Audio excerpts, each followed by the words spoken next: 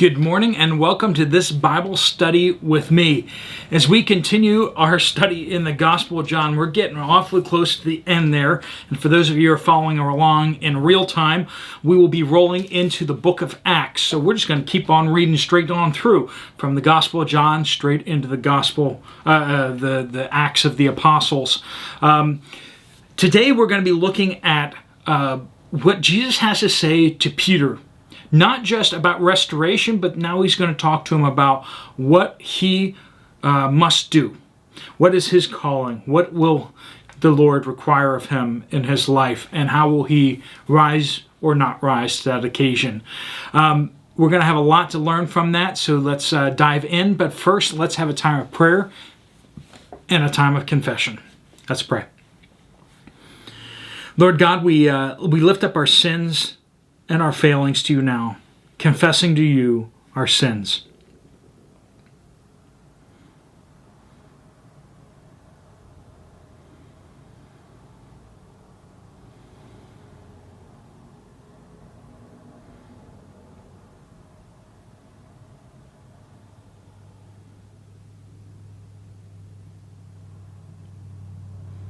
Lord, we praise you that you are holy and just to forgive us our sins and to cleanse us from all unrighteousness.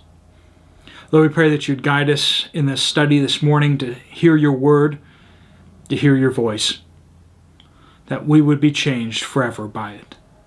Lord, we pray all these things in Jesus' powerful name. Amen. We're picking up in chapter 21, starting in verse 18.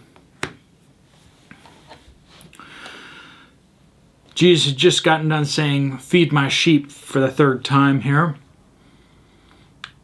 And then he says, "Truly I tell you, when you were younger, you would tie your belt and walk wherever you wanted.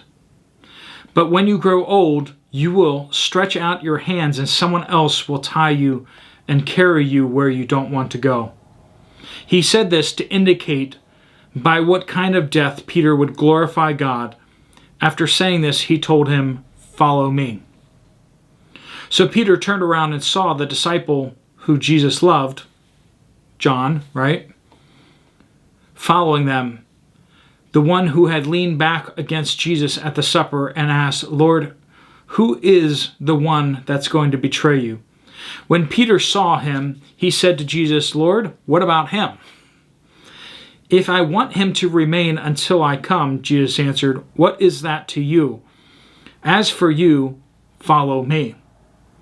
So this rumor spread to the brothers and sisters that this disciple, John, right, would not die. Yet Jesus did not tell him that he would not die, but "If I want you to remain until I come, what is that to you?" So we see this interaction with Jesus and Peter. The first thing is that Jesus says that when you're younger, when you were young, you just kind of did what you wanted to do. But it's time to grow up. And when you grow up, you will need to step into sacrificial giving. And you, Peter, will follow me obediently into death, laying down your life. Each of us needs to grow up. We need to grow up from being selfish and self-centered to being focused in on what the Lord is calling us to do. Now, the Lord may want you to move to Zanzibar and lay down your life. The Lord may want you to stay right where you are and be faithful where you are. But what He will require of you is to stop living for yourself and start living for other people and start living for the Lord. The location matters so much less than the zeal in our heart, the love for God in our heart, the obedience and faithfulness in our hearts for God. Peter himself would be executed this way, that he would be tied, his hands will be tied, and someone will lead him where he doesn't want to go. Tradition says that he was to be crucified, and he begged with them to crucify him upside down because he was unworthy to be crucified like his Lord. Crucified upside down. That's not exactly what any of us would like to go like, but as it says, carry you where you don't want to go. Friends, grown-ups do what needs to be done. Children do what they want to do. You hear that? Where are we spiritually? Are we spiritually children who just do what fancies us? What makes us feel good? Oh, I want to sleep in this Sunday. I'm just going to stay home from church.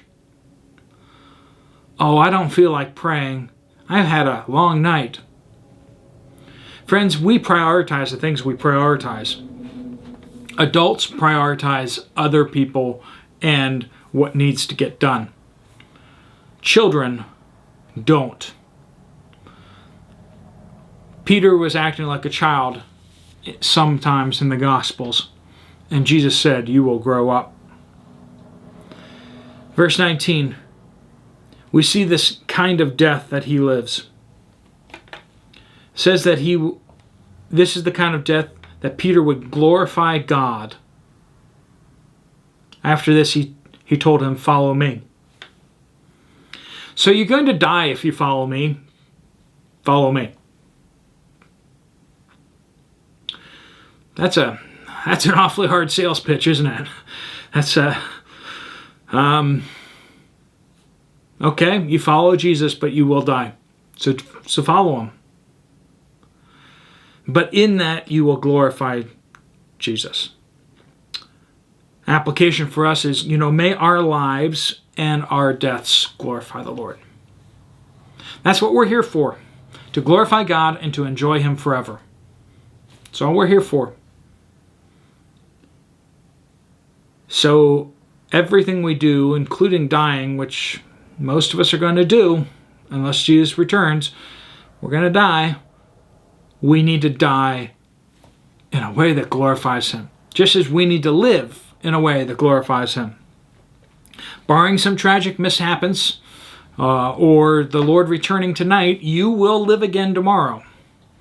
Will you live for Jesus? That's the only question. Verses 20 through 22, Peter turns around and goes, "Oh, so we're fortune telling. How about him? Is he going to die too? Ha ha ha ha." And the Lord says, "Why do you care? What difference does that make to you? You follow me." You see? You follow me. Don't worry about other people. And the challenge for us is to run our race, not the race of the people around us. Not to try to, not to be better than other people, not to have more than other people, not to, whatever it is, stop it, right? Stop it.